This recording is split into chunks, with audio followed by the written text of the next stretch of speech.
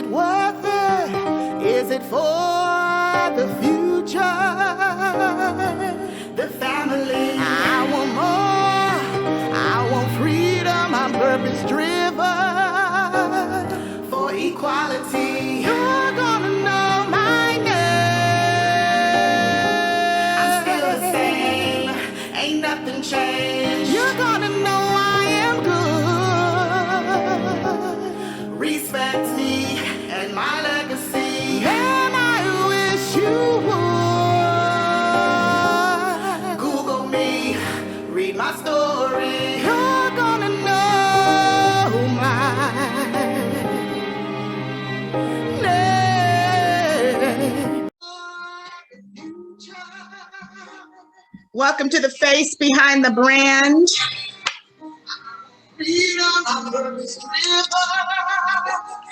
Episode 130.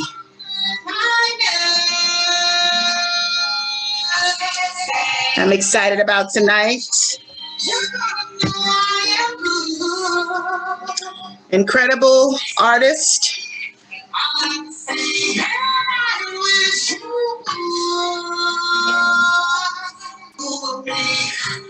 Hope everybody's good.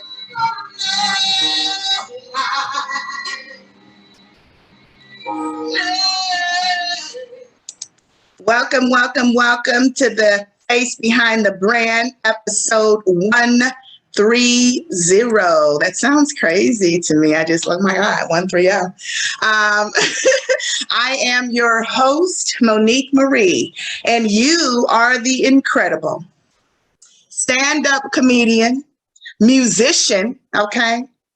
Jokernaut, I should say, influencer, the genius himself, Jazzy comedy show host and founder, JC Rowe the Fourth.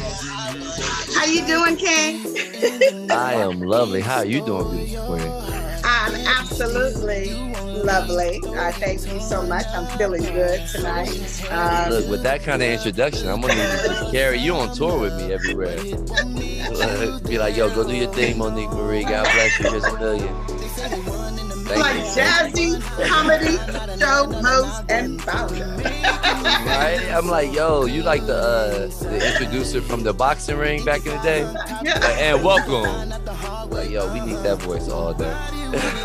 Yes. Well, you know I have to bring you in to your boy, playing him now, J Luck. Shout out to J Luck. I'm thankful and grateful for this incredible sound, a dime a dozen that we rocking to right now. Bay Area's own town business. Bay Area. I call him the Usher of the Bay. He's so talented. I am so thankful. This is crazy. I definitely gonna have to bring him on the show too. You know that, right? Oh, you have to. You know, he's the type of person I've done, I think 3 shows with him now. At least 3 shows, but I've probably been to maybe a half a dozen shows with J Luck, from LA to the Bay. Every time I've seen him perform, I get butterflies, the audience get butterflies, everybody, old men, women, the youngsters, everybody in there. I've done a show with him where we had little kids in the room and the little kids had butterflies. Absolutely. I was like, he's a true star. Well, his voice, I mean, you know, it's like they talk about people that make an impact, right? You know, and I think it's, we won't play the whole song. I mean, we can party all night with that sound. It's crazy, right? Like, I was like, who is this? What is going on here? But yeah, just it's so important, you know, what you feel, right? When a person is, you know, performing, well, you know that you're an artist. So what a person's feeling, the impact they're making and everything else. So I just, again, shout out to J Luck. Shout out to my cousin, because I would have never, of course, met you if it wasn't for my cousin Lynn, AKA Joshua Tree Foundation, another town business. Okay. All day. So thankful. Taking care of the children. Taking care of the children, okay? You know, they're back at it as of this last Saturday. Joshua Tree is back in effect, you know, summertime is here. And I just thanked her. She spoke very highly of you on multiple occasions. And I'm just glad that we were able to, of course, connect. Well, I gave her $1 million to say those good words. So I'm glad that my money is making its way around town. And you know she's gonna be watching, because of course she is like one of my heaviest supporters since the beginning. Okay, so I appreciate Look, mine too. Hey, man, I love Mama Land. Oh, so thank you Yeah. so much. So let's get into it.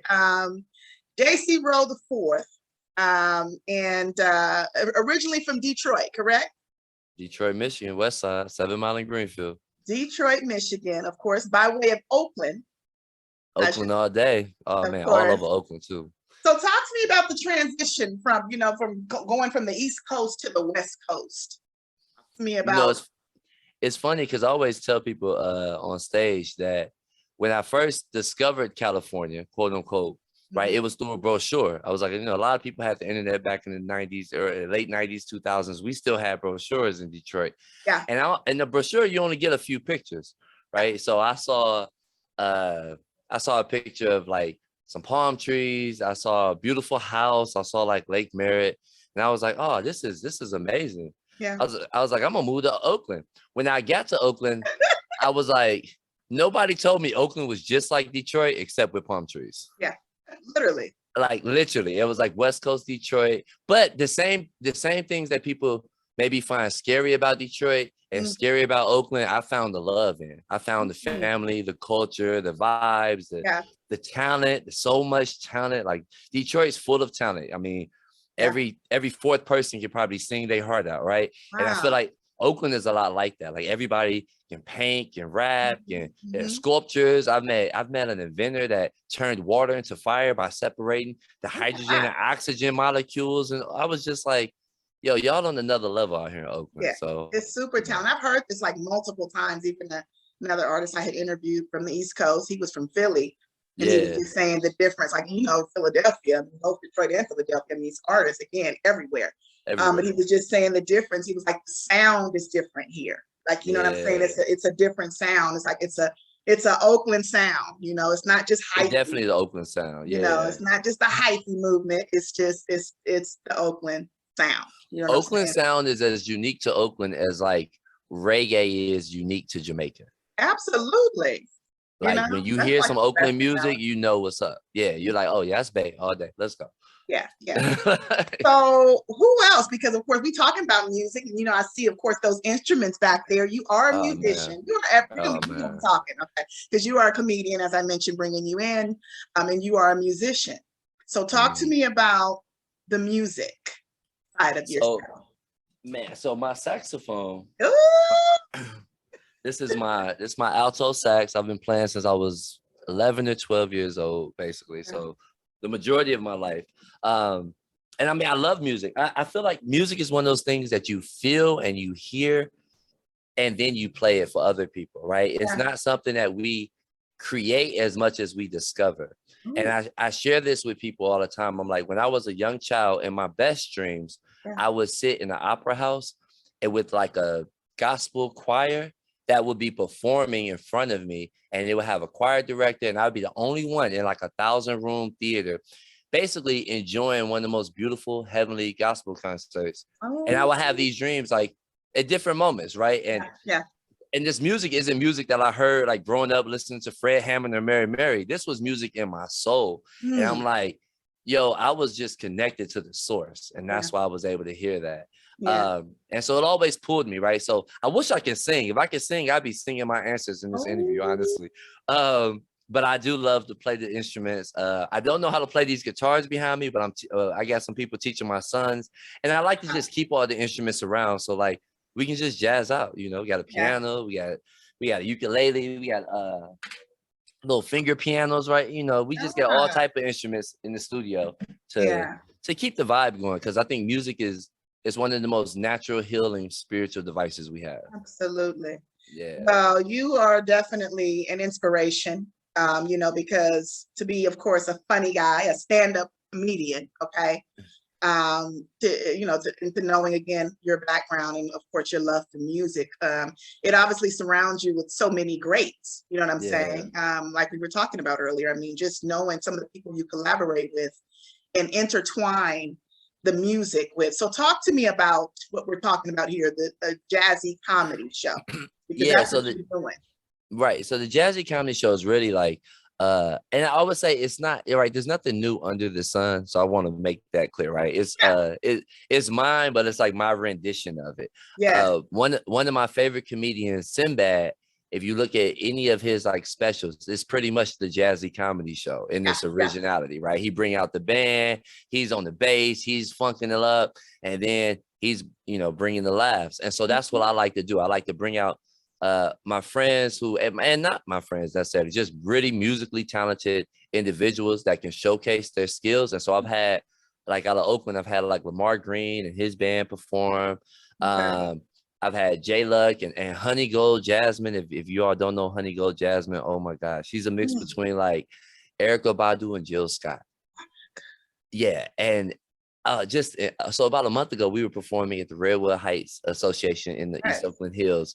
Yeah. And when she finished her show, not only did she have a Soul Train line with 70 people from the audience in the Soul Train line, but then the children of the parents were walking up to her, asking for autographs like she was Janet Jackson.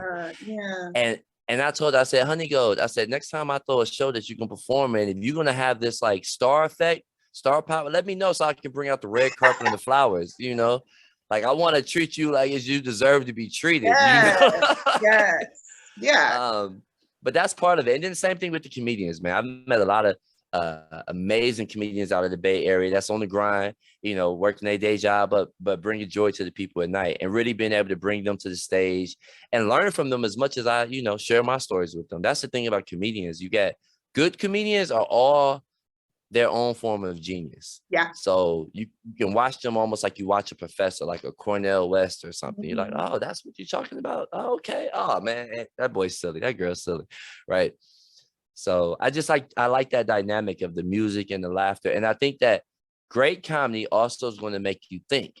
Yeah. And so this is where we have a bit of a Marcus Garvey effect with the Jazzy Comedy Show, right? Where Marcus Garvey said, you shouldn't teach our people unless you're going to feed our people. And he said, you shouldn't feed our people unless you're going to entertain our people. And so 100 years ago, literally 100 years ago in New York, right now, Marcus Garvey is organizing Black people, feeding Black people and entertaining Black people with comedy and scatting and blues and jazz before it was known as blues and jazz. And it was transformational, and Marcus Garvey specifically, his impact, he had the largest organization at the time, like for Black people. I mean, he was impacting 2 million people a week through his printing press. And you talk about an influencer before the internet, Marcus Garvey was that guy. He would have been viral before we knew what viral was. And so I've taken, God bless the ancestors. I take a little bit from him as well and putting on my show, being like, hey, you're going to learn something at the Jazzy Comedy Show because I'm going to bring you the political science, Pan-African studies power that I, studied and played with.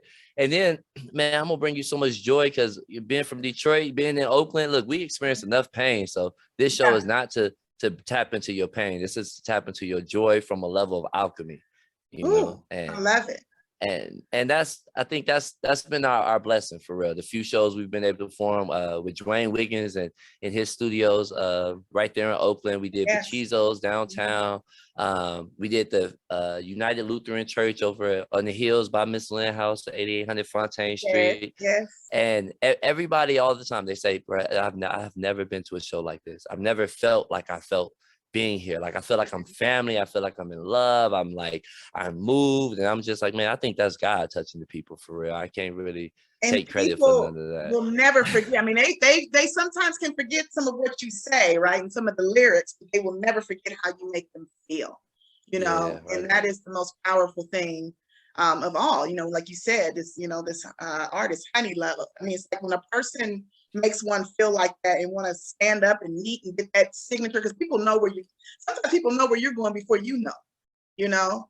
As an artist, we don't see it a lot of the times. You know what I'm saying? It's like, oh no, I'm just doing what I love to do. It's like, do you know who you are?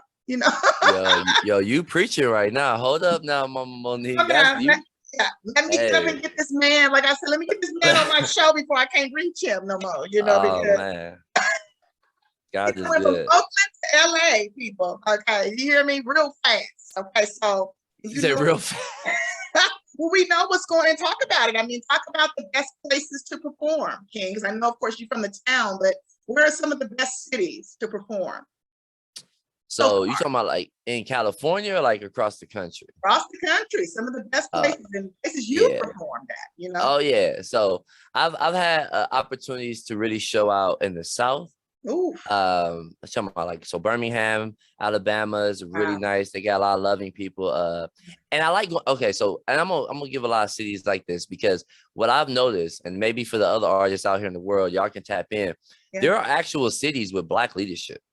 Right, like Oakland, a Black city, but we don't have Black leadership, right? But when you go into like your Jackson, Mississippi, your Birmingham, Alabama, your Mobile, you talking about Black police, Black mayors, Black city council members, Black county commissioners. So it becomes a little, I'm not gonna say easier, but they're more open to us, right? And it's the same thing, and I ain't trying to make this funky or sound controversial, but it's the same thing like the Asians got here in LA, right? I know some really hilarious Asian comedians, and I know some just crappy, terrible Asian comedians.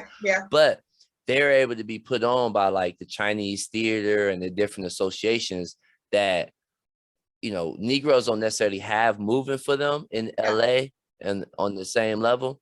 And so going into the South, going to places like Detroit, going to Chicago, going to DC, going to New York, you find our people present that want to actually say, hey, let me put you on stage. Let me give you an opportunity. The same way other groups have that in California, right? Our California market is real small for Black comedians, Black politicians, Black anything in California. You're talking about it's a baby bite compared to what everybody else have. And so we have to really tap into the whole network that is our people, because the whole world want to hear us talk.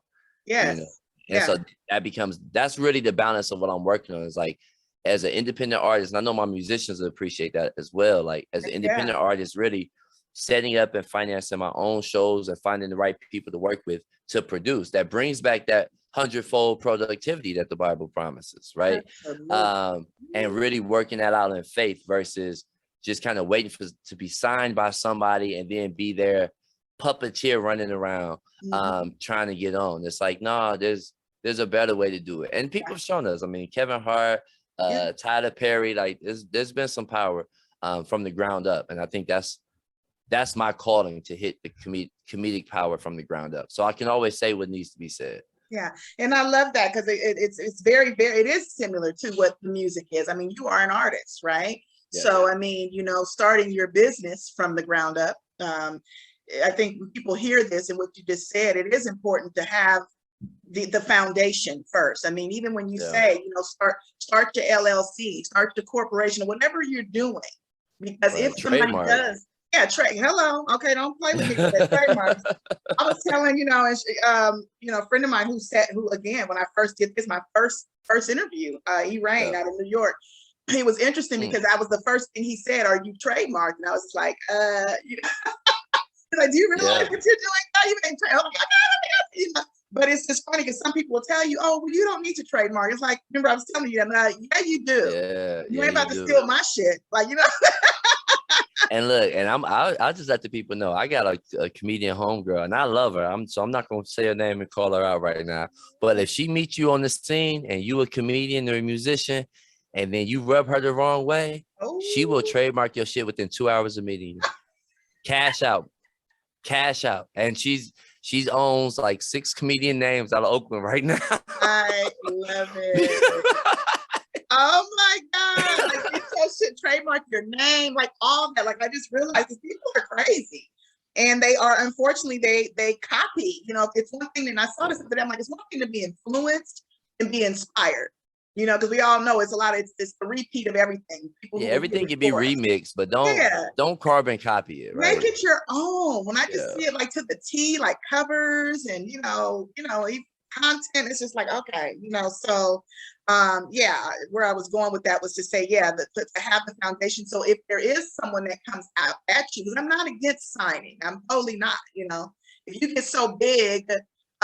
Even yourself, like a platform that's so big and you want somebody to push you around the world, sometimes you do need that bigger engine. But when it's, of course, already established, they have to partner with you. Am I correct? Versus being just signing your ass to the dotted. Well, you can't sign me. You have to partner with me because I'm already signed. I'm signed to myself. I'm signed to myself. So you got to now contract with my company. You got to contract with my company. Releases me to go work with you. Yeah. Right? And I do that in everything. I do that with my political contracts. I mean, people be like, oh, well, we're looking for an employee. I'm like, well, I'm looking for somebody that needs a consultant or a partner for their campaign. I love that. And there's more ownership. And what people don't take into account is the spiritual power that you get from that, the mental and emotional peace that you get from that, right? Where I'm always having to be accountable. So it's not an excuse of accountability or responsibility, but it's also not me being a puppet for this company or a puppet for this whatever group, right? And you know, it's like gardening. It's going to take a little time in the beginning before you see your fruit. But once you see your fruit, you're gonna have fruit forever. So don't even worry about it. Yeah. You know. Well, talk to me about this art form, because that is what it is. Sometimes, of course, it's an art form, right? So there are some great rewards of what you just mentioned, but there are, of course, difficulties. So talk to us about some of the drawbacks. Oh man, with comedy, shit, there's a lot of drawbacks. First of all, there's a lot of like crazy people in comedy. Let's just start there. Well, you gotta be crazy. And I'm okay with crazy. I got my own form of crazy. I'm on like level 17. You know, I got a few awards already. Not level 17. But I feel like my crazy is also rooted in like real experiences that just are funny. Like when I discovered, because the thing is, I discovered I was funny, right? I'm like, this is how I talk. This is how I think. I'm not trying to be funny. I'm not trying to tell jokes, especially moving to California. I would just be saying regular stuff and people would be cracking up. And I'm like, why y'all laughing? So, but then I realized I was like, it's like, yo, the way you think and the way you move and your experiences from Detroit, it's just kind of hilarious in its own natural way for people, you know? Like I tell people about how, yo, my first job, we had 6 inches of bulletproof glass at the McDonald's I worked at between us and the customers. And people start laughing. I'm like, this is true. What are you? But yeah, that's real. I'm laughing because I know. Yeah. I'm like, yo, the managers never trained us on how to greet the customers. They trained us on if it was a shootout. Like, and you know, the difference is like, it makes people be like, oh, okay, you're funny, you try. So I'm like, let me capture these moments and share them on stage. But then you run into, especially in LA, you run into a lot of like rich people that think they're funny. Not funny. And you can tell. I mean, you can just tell how that person grew up based on how they talk a lot of times. And it's like, the stories you're sharing are stolen. And I know that because I work with politicians who steal stories all the time. These are talking points. These aren't original, right? It's like if this was hip hop, somebody's freestyling, you know they freestyling. If they spitting something that man, you sure you ain't write that or you stole that from somebody else that already wrote that. It's the same thing. It's like people are the same in every game. That's funny. I was going to ask you that, like how does, you know, observational comedy differ from anecdotal, you know, comedy, which is, of course, you know, something that's obviously not real, no facts to it all. You know, it's there's no evidence of what you're talking about. Like, where'd you get that? It depends on the crowd, man. Like I do both, right? It's easier for me to do observational comedy, story time, right? Like very almost Dick Gregory like, right? Telling points and just pointing out like just the weirdness about life sometimes, you know. But then depending on the audience, you can take them and you can see the audience like they be like old cell phones when the new Apple cell phone come out. They be like, oh shit, he's trying to make me think. Oh my god, like and they start cringing over, and I'm like, okay, let me get more back to these like grandmama jokes or some goofy thing, right? Like it's just the world we in, man. You gotta fill the room. Like some people want to hear ice cream jokes and you know, oh my kids punching me in the face and they're knee slappers, right? And then other people, they're like, you know, nah, talk about the reparations and talk about what it means, you know. Very important. And I got a goofy way I explain reparations. I'm like, it's not even gonna cost the government anything. I'm like, y'all know, I was like, white people got a lot of different ways of making money, right? They got banks, ATM machines, the credit cards, loans. I was like, I'm getting rid of all that. Okay. Right. and I'm replacing the law with check cashing machines, right? I was like, white people get their money the same way black and brown people get their money. I was like, every time they need, $300 for their cell phone bill or $500 for groceries or gas because it's super expensive, they got to go to the check cashing spot just like any other black person. I was like, I was like, but this is how we can get our reparations without the government, having to pay a dime. I was like, every time white people get their loans, the check cashing spot gonna give them a loan at an interest rate of 246%. Well, there you go. Right, which happens to be the same amount of time black people was in slavery, direct slavery in this country. So I feel like it balances out. I was like, but I'm not racist. I don't want nobody to confuse what I'm saying to racism. This is a way to basically pay without feeling like you paying 345 millions of billions of trillions of dollars. Look, we done paid for 400 years. Y'all can pay a few hundred percent interest rate per loan for the next 100 years. Like that's not bad. I was like, and because I'm not racist though, I was like, for every black and brown friend that a white person has, I'm gonna give them 1% off the loan. You're a mess. Like, I'm just look. That's a gift from me to you, But I know how white people are. White people slick. So you'll have like some white dude named Buck.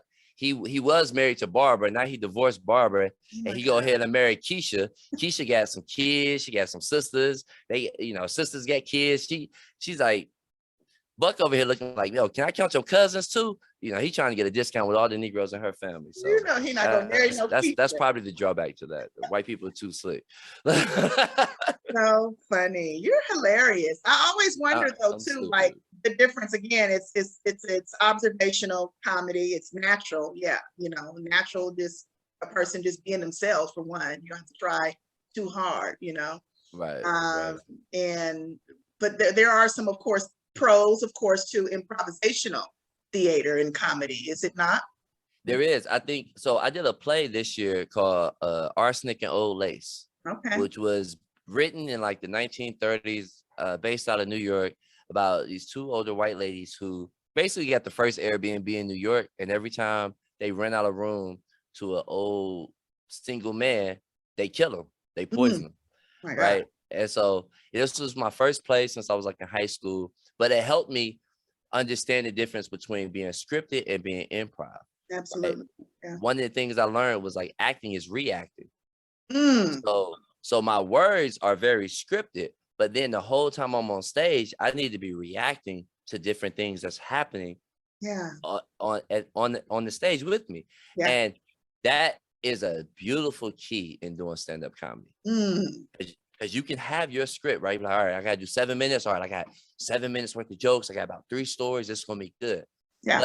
But if you do that so stringent, like a soldier, and you're not reacting to the audience and what's happening in the room, you can lose that audience in 30 seconds. Yeah, I mean, because you having to really this is totally different from just going off of a schedule of course, content to perform songs. You know exactly, you're gonna do 6 songs, you know what they are. This is like literally keeping the attention. I feel like that Apollo type of shit comes to mind. Oh yeah, very much. Every show can feel a little bit like the Apollo. Yeah. And in LA it's a little different because, and I'm not throwing shots at LA. LA is just a funky little town, right? Yeah. So you'll have like a stand-up producer throw a show with 8 stand-up comedians, and there'll be 7 people in the audience. You're performing basically for the other comedians, right? So at those type of shows, everybody play nice, and that's just some weird. I think that's some LA stuff, right? The Bay, we don't get down like that in the Bay Area. No. If we got a show, you got 8 performers, and less than 8 people show up, the show cancel. Take some weed. Here's a beer. Everybody have a good day. Like, we're good. Like, we're gonna do this again in a couple of weeks. We're gonna try to get some people here. We're not gonna waste your time or mine. 8 people. Yeah, because most people be like, well, at least we got some people and the show must go on. It's like, no, there isn't a show. It's not a show. Like, look, so I threw a show out here in LA. Like 2 weeks after moving down here, I was like, oh, I'm gonna throw a Halloween party. I'm thinking this like it was back in when I first touched down to LA, like 2008, where you can just, I used to throw parties in 20 minutes and have 120, 30 people show up.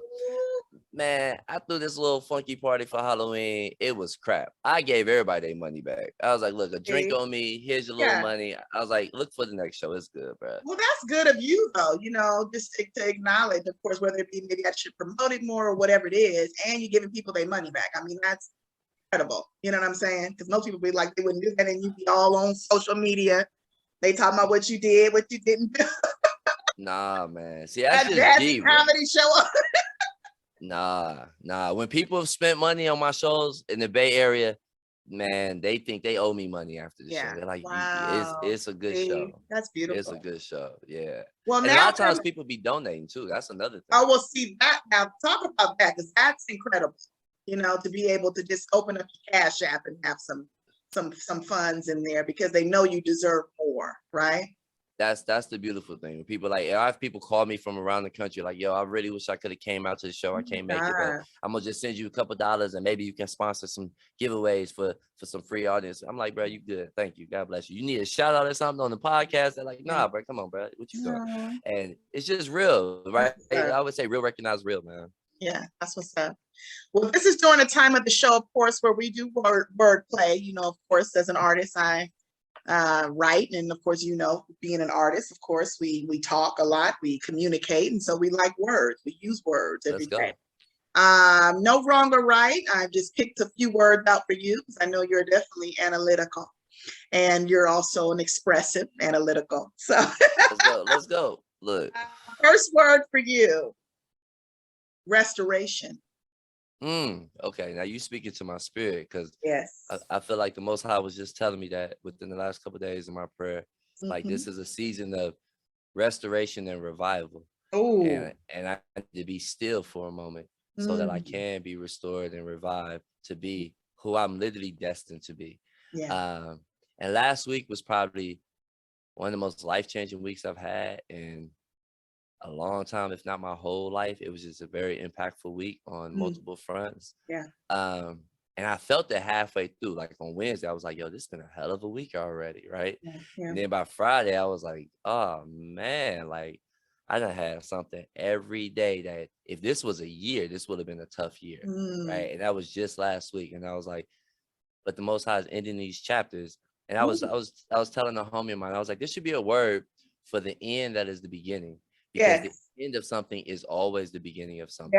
Yes. And in English, we have that separated. But I was like, I bet you there's like an African Swahili word that's like an ending or something. It's like, the end is not the end. It's a circle. It's like you're going up on next level. And I like to almost look at it like we're going around a mountain. I say, our job is to walk forward in faith. And the Most High raises us up. So you're just walking and you don't even realize you're being raised up until you take a moment and look back and you're like, hold up, I got 10,000 feet up this mountain. When did I rise like this? Like, all praises to the Most High. And so I just like to share it from that perspective, right?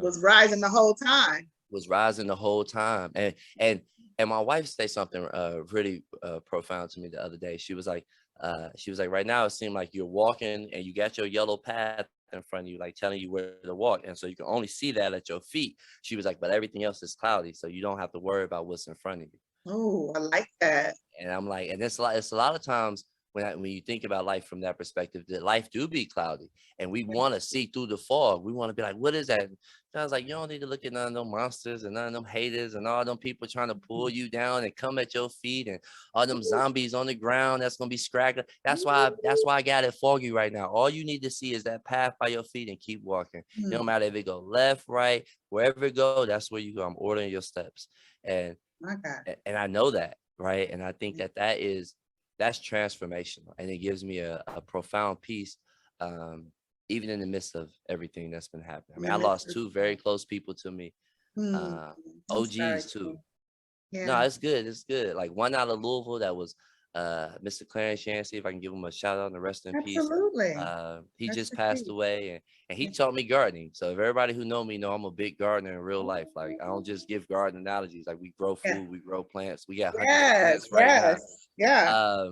And he just passed away, and so I just want to thank you for teaching me, Mr. Yancey, and really just being there for me from an earth cultivation perspective. He was cultivating me forever with that, cultivating my children, and then Mr. Moses Jacko from Oakland, California, Pimp Moses.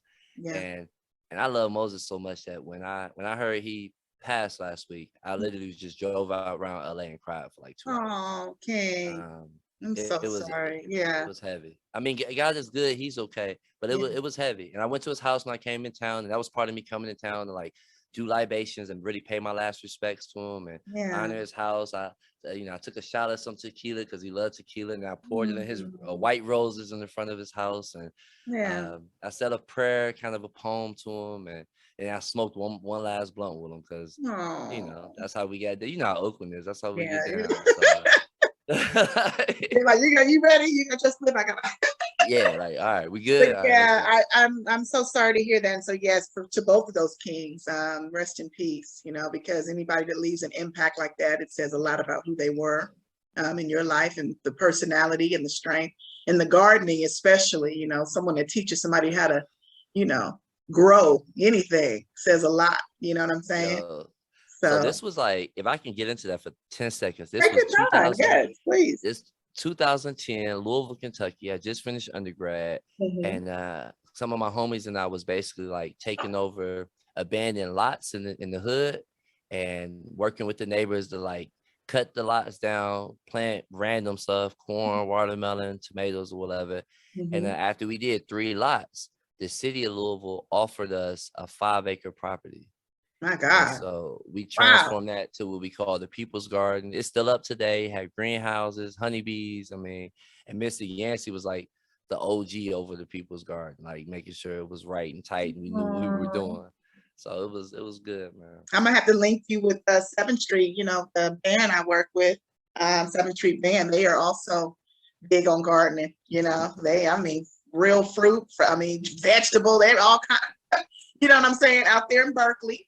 So shout out to 7th Street, but yeah, they definitely some guys who love, of course, to create from the ground up, should we say. I love that. So next word, since you're talking about it, elevation. Man, that's the next point. That's literally the next in a point. row. Yeah, look, it's like, that's how it works. You got to be still for the restoration so that you can literally elevate. And I think it's a full elevation. I mean, people see me blazing on here and this has been a work in progress in itself. But I think a lot of my people have been letting go of their different vices. And this is like my last vice I'm letting go of. I've been able to let go of the Black and Miles, the coffee, all of these things that just bind you on a day-to-day basis. Yeah. And I think that allows, once we, as a human, we gotta let your spirit be light and you gotta let your body be light. And all these things we put in us, they make us heavy.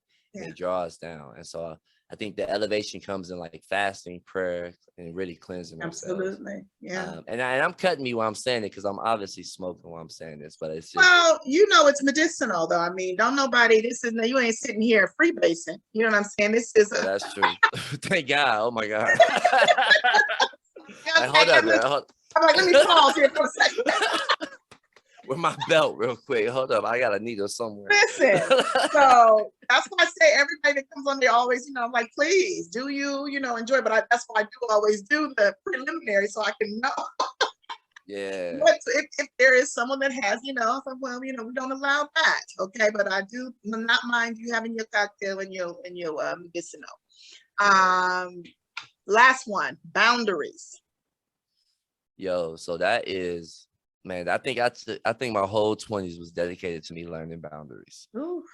Right? Because I was the type of person, I'm very extroverted. I like to play. I'm very friendly. I'm very trusting. My oldest son is just like me in that. Yeah. And I want everybody to feel love and joy and the part of this relationship, right? Just like get a piece of this pie. Like it's good. I don't create it. It's God's pie. It's unlimited. Like come get some of this goodness. Yeah. And you can't do that because people will take the crust, the aluminum pan that it's in. They'll try to take the stove from you, and you gotta put in boundaries. And so I've learned the hard way, probably like many of us listening on the call, to really respect myself, my family, and have boundaries in place, and get to a point where I don't even have to explain them. Yeah, it's like an electric fence. Yeah. If you cross it, you're getting electrocuted. Like, I'm not here to explain the repercussions to you, but you better feel that frequency changing, you know? That was so funny. Oh my God. But it's so real because you just can't. Like, I used to definitely be one of them, and just to let everybody, you know, because I want to be helping everybody and just, you know what I'm saying? But it's like you cannot, you know, especially for people who if you feel that they're takers, you know. And I express whether a person gets offended or not. I mean, I express it. It's a beautiful thing to give. But if a person realizes that it's a weakness for you, like you always give it, you always give, they take advantage of that. And I'm not talking monetary. It could be, like you said, your time.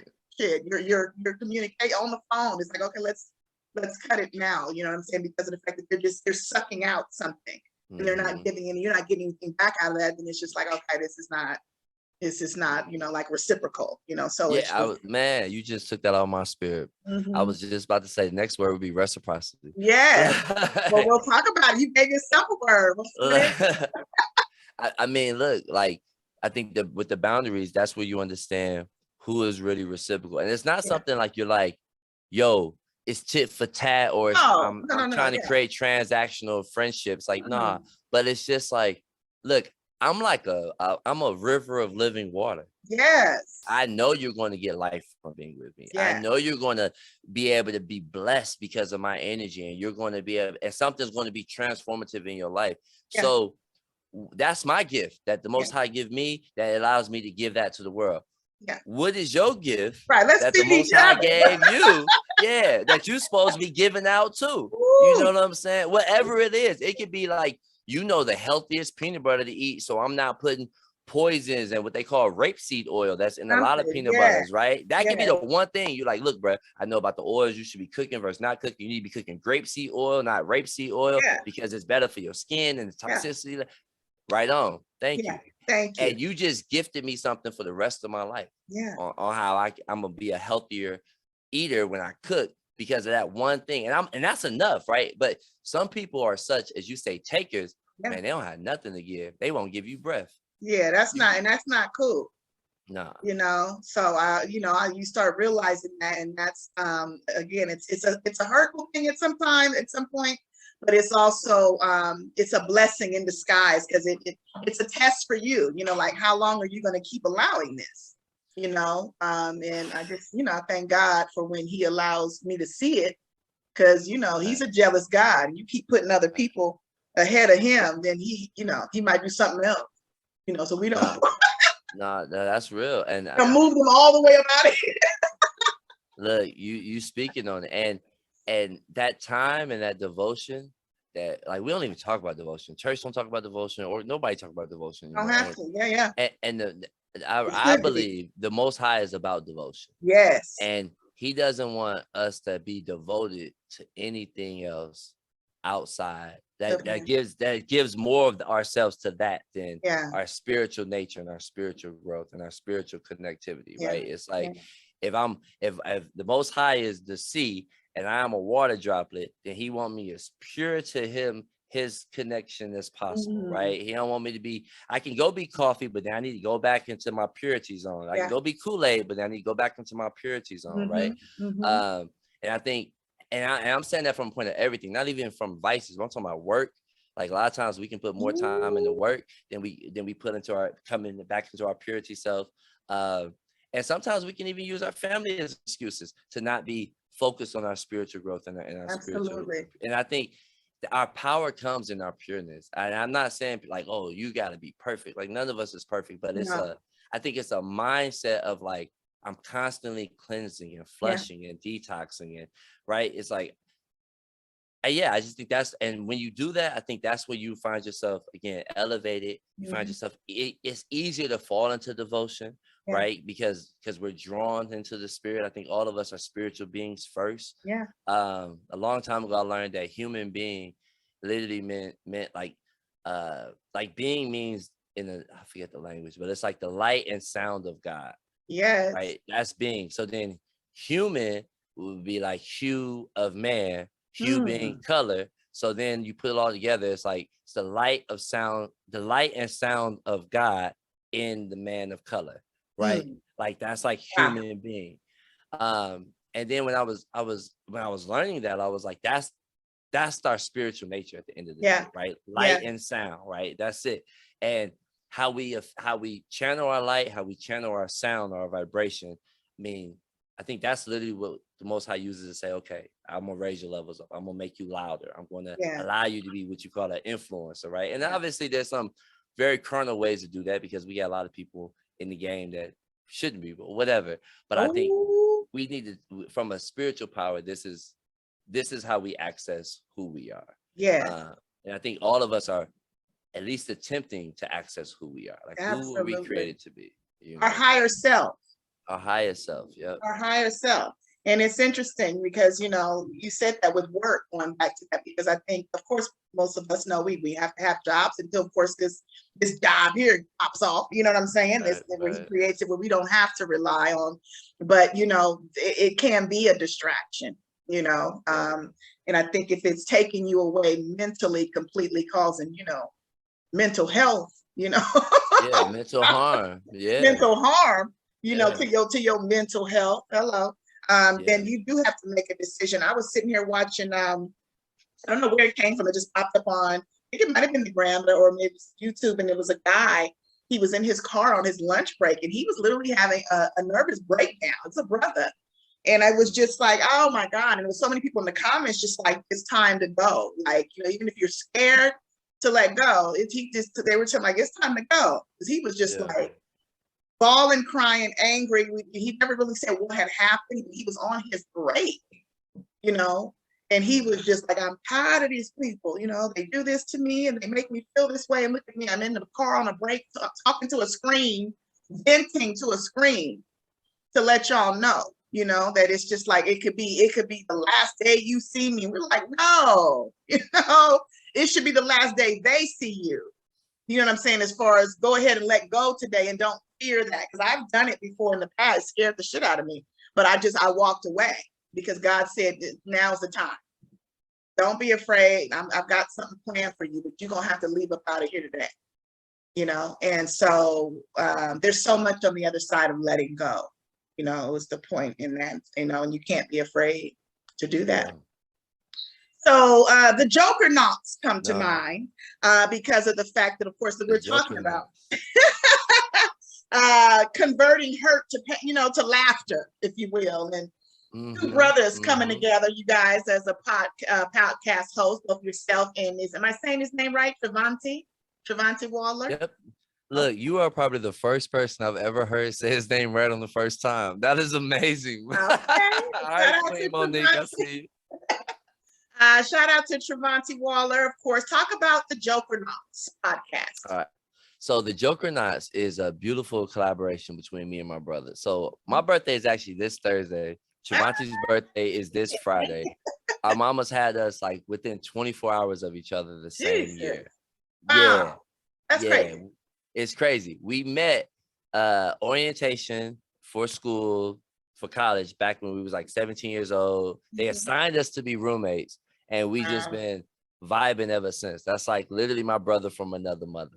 So he had his podcast, the I Mean podcast, and it's still going. He's doing this thing. It's like his version of the comedy interview podcast. And then I have mine with the Jazzy Comedy Show. And every time we've done the show together, they were like the highest rated shows on both of our podcasts. Oh my goodness. And so we was like, bro, we need to like stop being so singular focused, and we need to go ahead and like tie this rope together and build another brand that can represent what we do.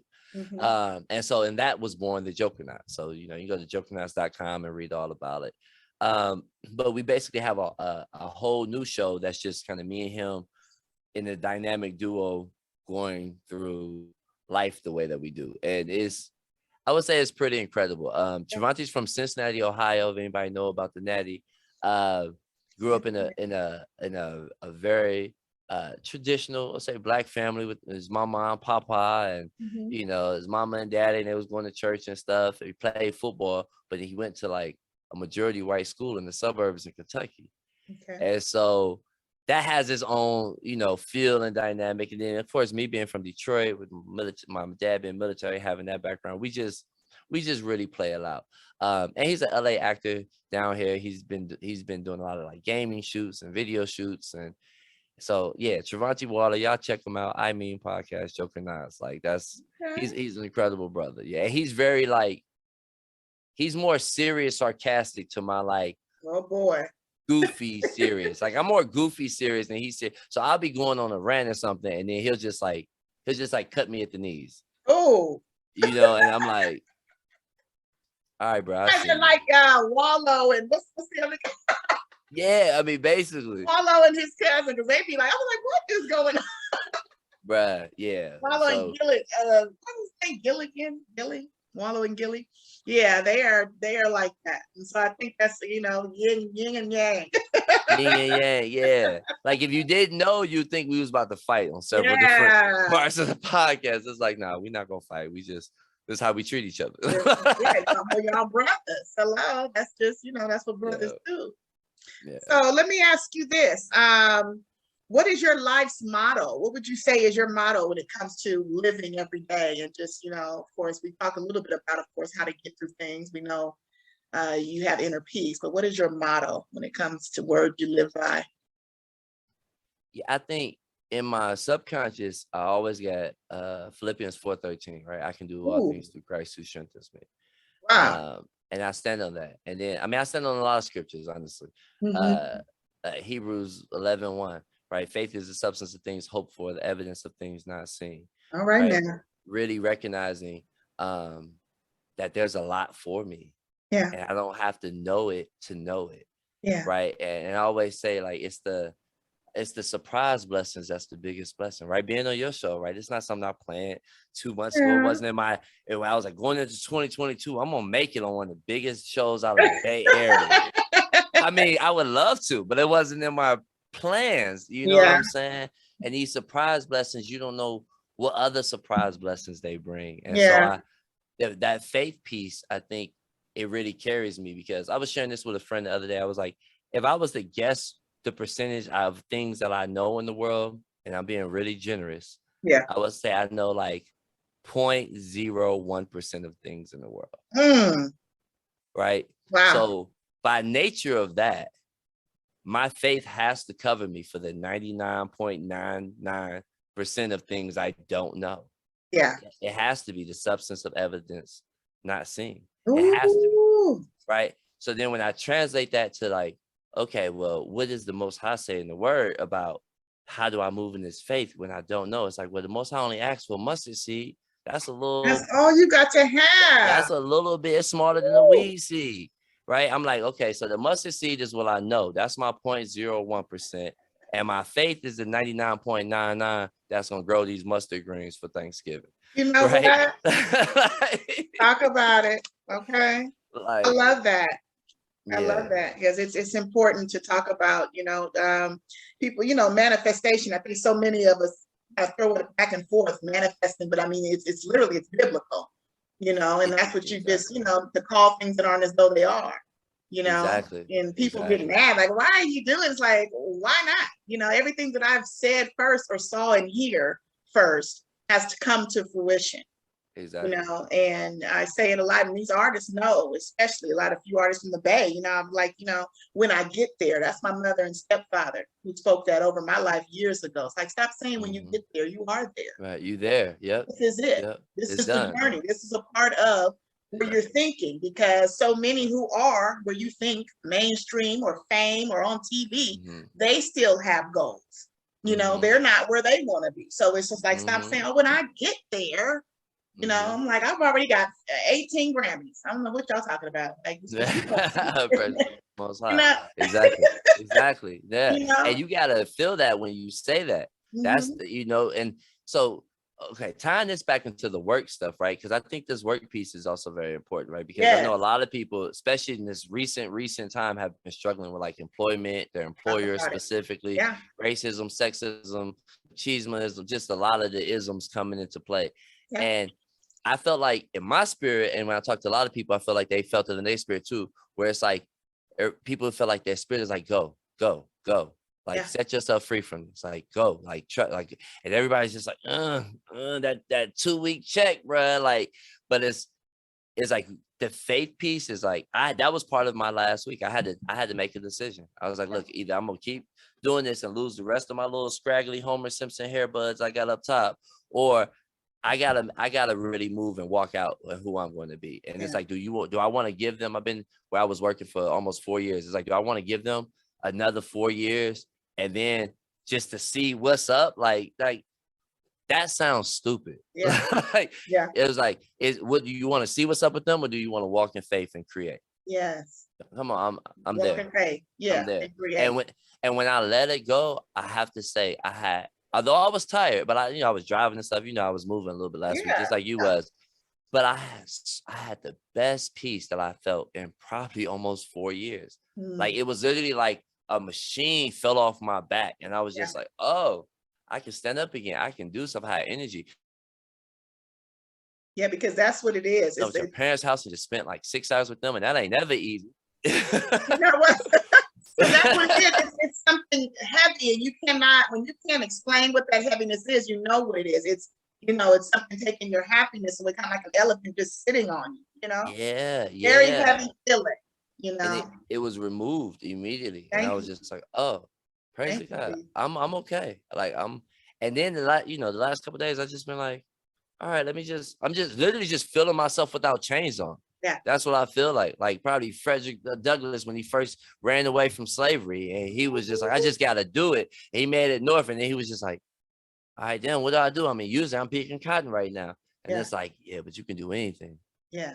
And so just leaning into that and embodying that, and then seeing what comes with that, right? You know what? You sound like what I was watching last night. I watched it like 3 times already in the last week. Respect, Jennifer Hudson playing Aretha. Woo! Say, oh, girl, man. Oh my God. Like, you can do anything. I mean, that story, I never knew the full story, and I think there's a lot of people, I won't ruin it for anybody who hasn't seen it, but incredible, Incredible. Especially knowing who she was and her legacy and her voice, her artistry, her activism, you know what I'm saying? But it was just the whole point of just knowing you could do anything.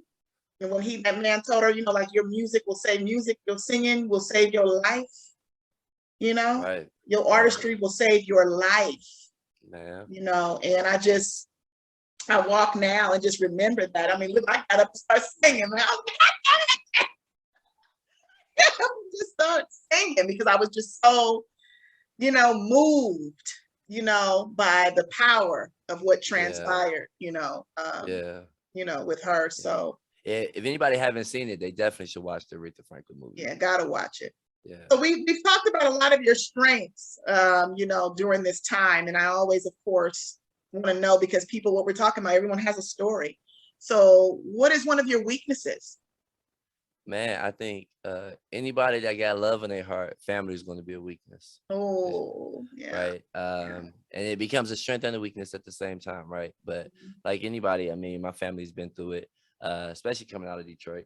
My mom suffered from mental health, and having to, just try to just keep her, as much as possible through her struggles. And I mean, unfortunately, my sister was this gonna sound crazy. This gonna sound real crazy, but my sister was recently attacked by the Louisville Police Department. Oh my God. And she's like 5'3", $120 maybe, and they beat her like she was an NFL player or trying to attack them. They broke her nose, they broke her foot, they fractured her back. Why? So she's in like a wheelchair. What would be the purpose? I don't know any justification to do that to anybody. But so that's been something that we've been going through with, and then they took her daughter at the same time. So we're going through like her daughter being in the state care, and I'm so sorry to hear this. I mean, I share this just to say, because not that I'm like asking for anybody's sympathy or cash app, but y'all can hit me at. No, I'm just playing. You know what? Nah, it's not for that, for real. You're but it's crazy. just I'm wild. But it's just to say that we really do go through what we go through, and we have to. Part of us healing and being able to channel our gifts is being able to take all of these hard moments and then the beauty is being able to share your gifts and your joy despite all of them. Yeah. While you're walking in your faith, because they could have killed my sister. I mean, at the end of the day, and it's sad that I gotta say that. Like, well, at least she not, gone. Yeah. But they could have did that. And so the fact that I was crazy. able to talk to her, and I mean, she's in the hospital. They got her going back and forth to like physical therapy and stuff at this point. They have to transport her to court and all that. And the Louisville Police Department is not. I mean, it's the same police department that killed Breonna Taylor. So, yeah. Just to put it in perspective, if people are like, Louisville, where's that? It's Louisville, Kentucky. And this happened probably a year after the Breonna Taylor incident, and they didn't make the news because they didn't take her out. But I told my mom, I was like, well, thank God they didn't kill her like they do other Black women in the city.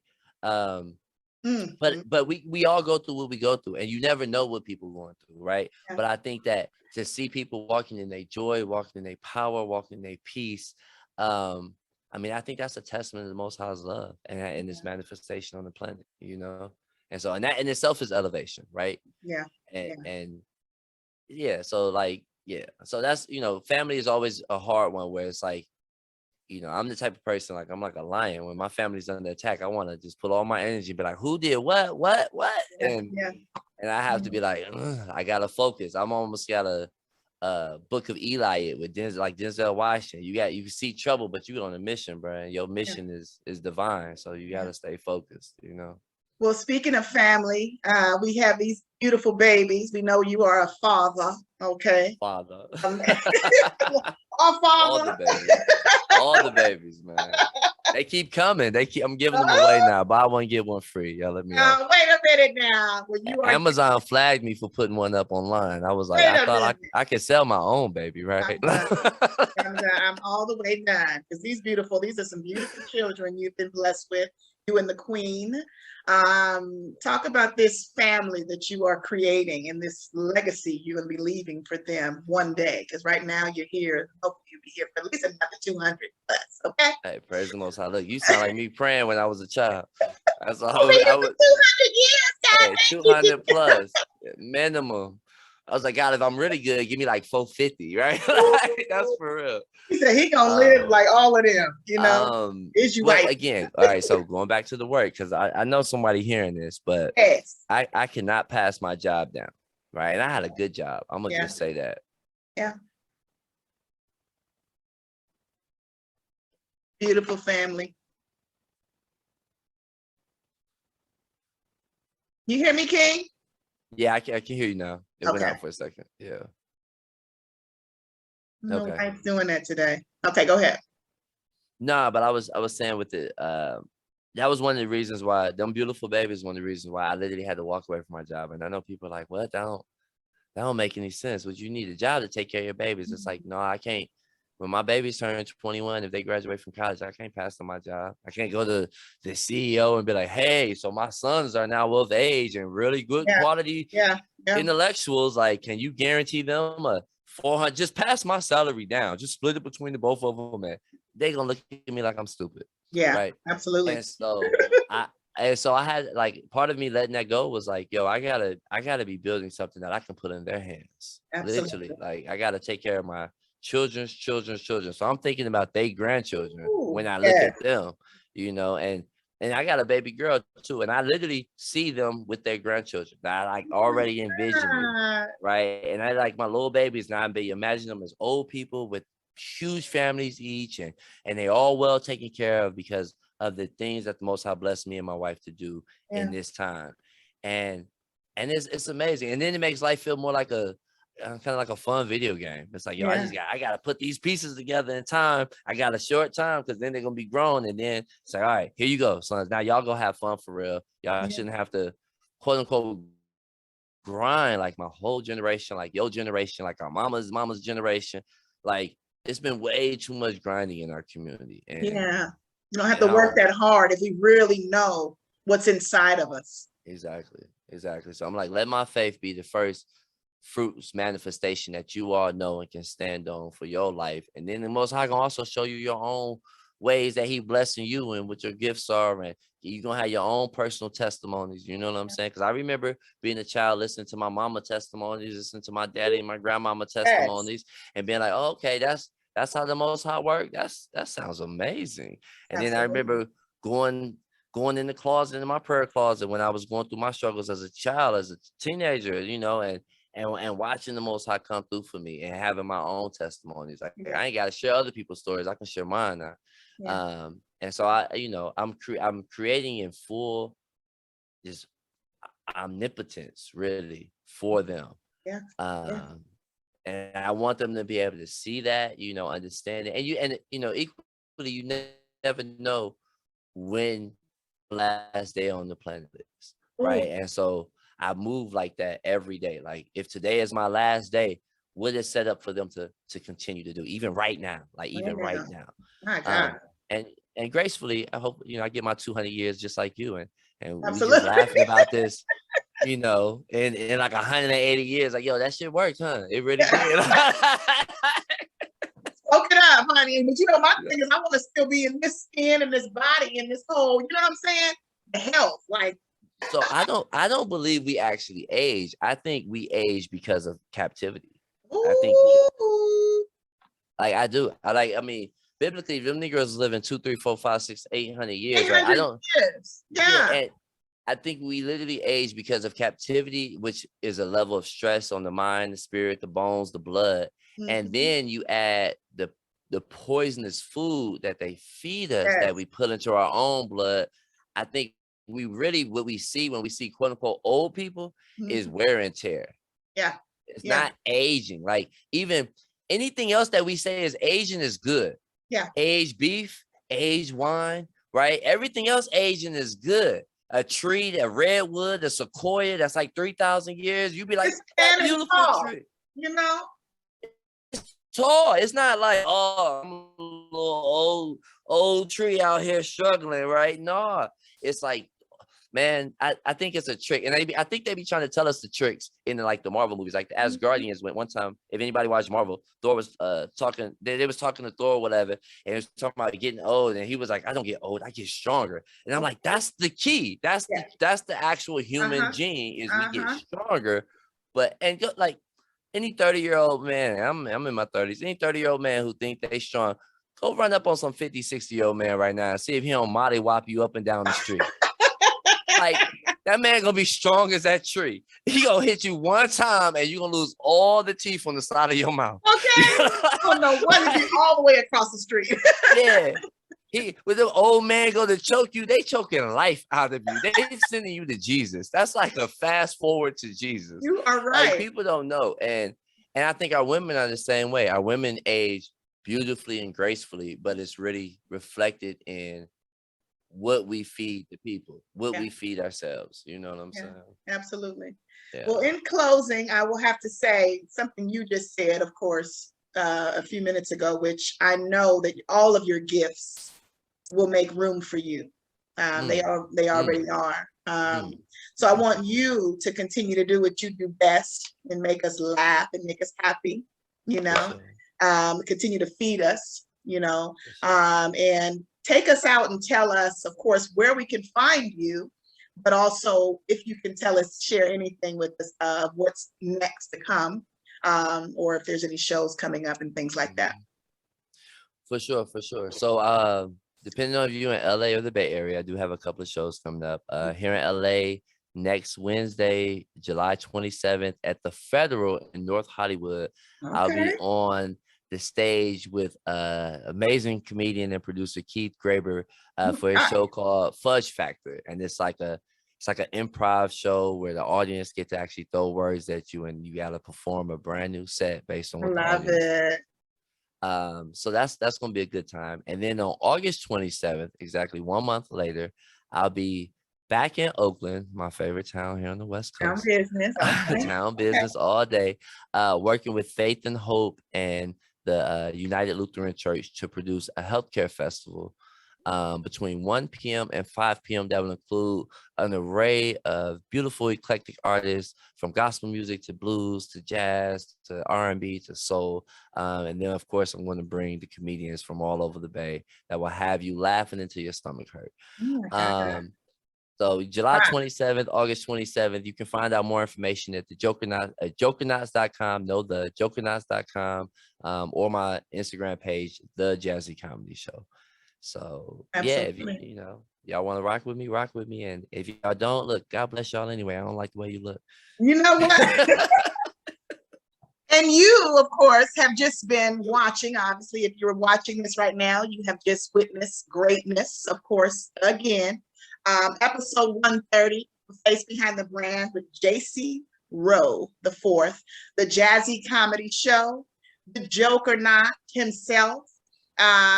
Basically, feel free to share this video. Subscribe if you're not subscribed already to the channel, The Face Behind the Brand, so you can see more interviews to come. And I appreciate you all so much for watching. Stay tuned. Peace. You gon' find out the hard way, nobody will love you like you love you. They just want your soul.